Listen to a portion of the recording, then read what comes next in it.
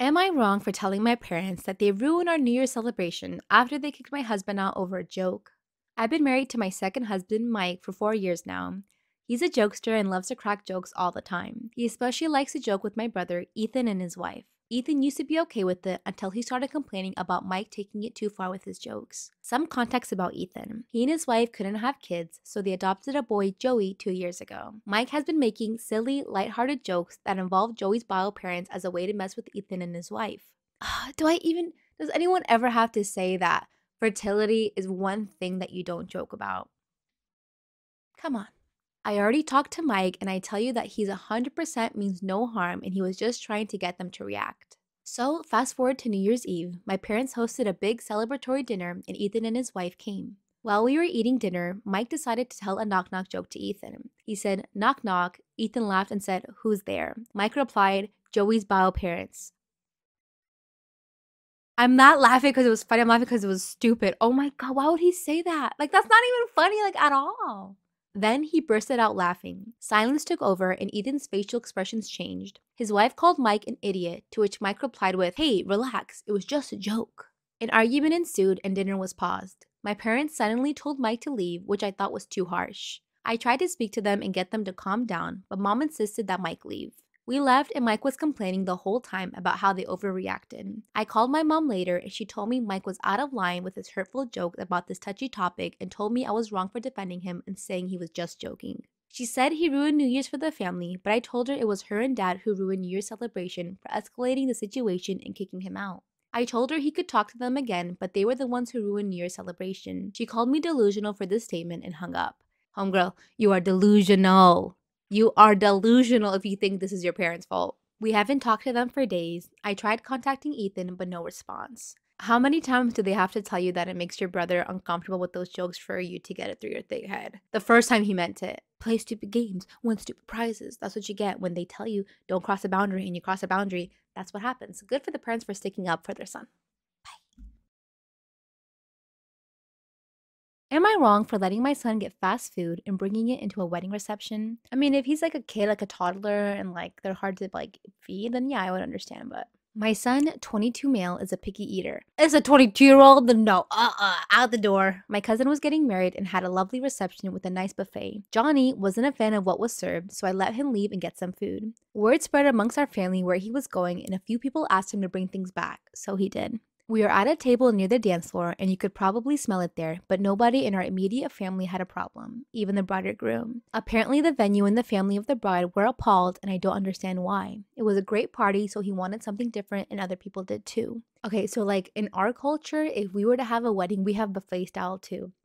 And if it's a kid, it's a different story, right? Kids are picky, I get it. But if I saw a guest at my wedding or I was at my sister's wedding, go and bring McDonald's, I think that's like a sign of disrespect because it's like my food wasn't good enough for you. Like, you know what? Your shit was nasty. I'm gonna go get outside food. I go to McDonald's all the time after the wedding, right? If I'm still hungry, but I wouldn't do it during the wedding because it's just rude. It's like etiquette. He's 22. Grow up. Ma'am, I don't like it. It's a picky. I don't like anything.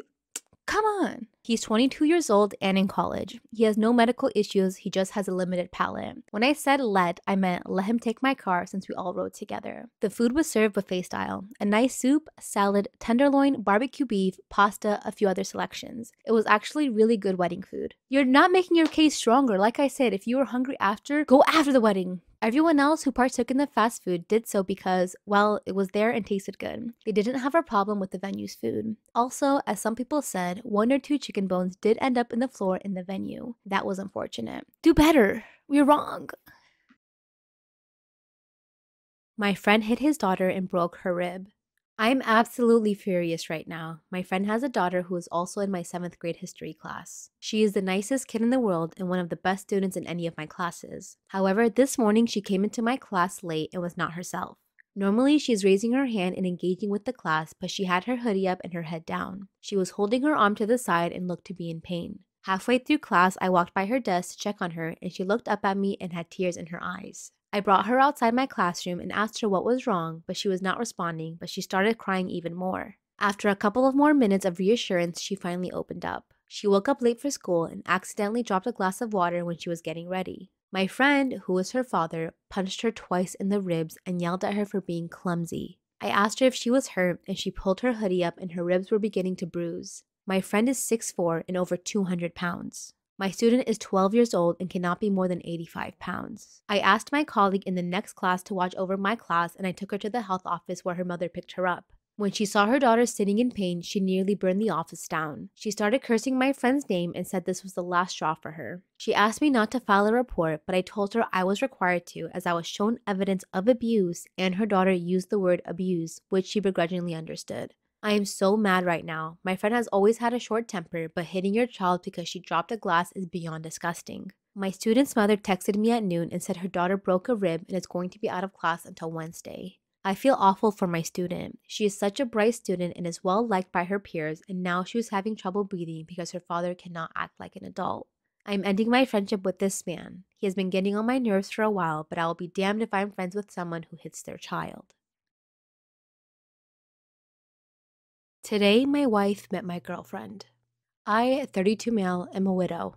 My wife passed away from pancreatic cancer 5 years ago. She was forced to leave behind our 2 kids, R, 10 male, and H, 7 male. My wife was the absolute light of my life. We were high school sweethearts, went to the same college, and got married after graduation. We were inseparable. Every day, I fell more in love with her. It was like my heart was living outside my body. When she passed, the amount of pain I was in was indescribable. I prayed to go to sleep and not wake up just so I could see her one last time. I contemplated meeting her, but every time I was ready, my kids would look at me. They had her face, her personality, her DNA. I couldn't leave them. They were all I had left of her. It took years before I was able to function normally again. I even quit my job and lived off of savings from her life insurance for about a year. I was half the dad I used to be and only a fraction of my former self. 2 years after her passing, I decided enough was enough and I kicked myself into gear. I found a job in a different city, closer to my parents. I packed my kids up and I moved. Life was hard, but I kept chugging along and eventually I found some joy. A year after moving, I took a business trip to New York where I met my current girlfriend, Elle. While I acknowledged there was chemistry, I told her I was already married and she understood.